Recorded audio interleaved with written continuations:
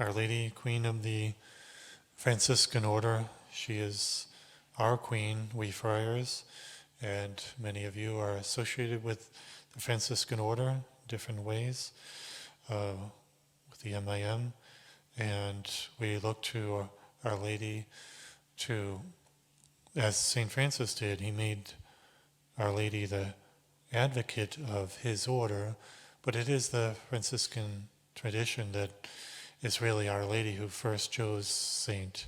Francis, this little man, short, inconspicuous in appearance, humble. She chose him to found this gigantic order, Franciscan order, with many branches, many fruits, rich in fervor and devotion and apostolate and desire and zeal to spread the gospel, to save souls, to put the love of God in the hearts of men. That's what all St. Francis wanted, and he saw, imitating Jesus and Mary, their poverty, their love for mankind, and he wanted to copy Jesus exactly, the gospel message.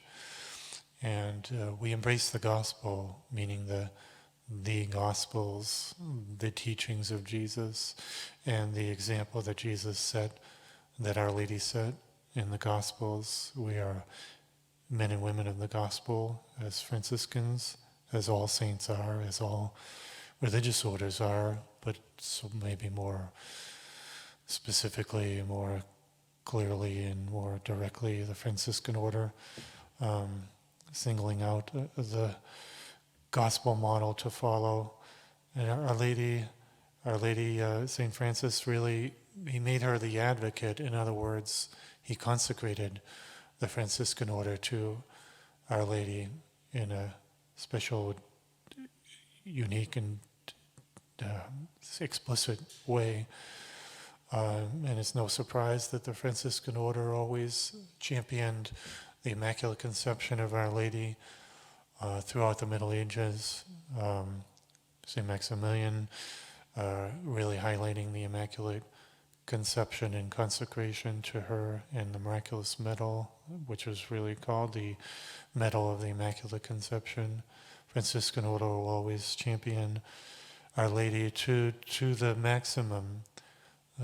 There's this idea of Marian Maximalism that the Franciscan Order was always stressing. Wherever Our Lady can be stressed to the highest point of praise and glory and honor and reverence, reverential honor, we should do that. And it's really the Church is doing that too. If you look at the encyclical on the Immaculate Conception of Our Lady, it's really Marian Maximalism in that book, really quoting the saints and the fathers who praised Our Lady so highly, and also her role in our spiritual life, how she takes control of our spiritual life and how she enters into our soul and fashions our Lord in our soul. How much we want Our Lady to do that as in the Franciscan Order as Franciscans, to sanctify us, to make us saints, to make us holy religious, to observe our rule and our way of life to the best we can, and not to waver and wane and lose our fervor, because that is very possible for the Franciscans of the Immaculate to wane and not be fervent in our devotion to Our Lady. There are other Marian orders that have grown lax. Can probably mention a few, but maybe I won't. It is definitely possible. Can't just initially make our consecration and then just not diligently put it into practice. So it's not it's a growth. We're climbing a mountain of holiness, so it's a growth. We need to be growing every day, striving every day, and allowing Our Lady to fill us with more and more grace, and allowing Our Lady to take over more and more full control of our life and our soul and our practice of the gospel.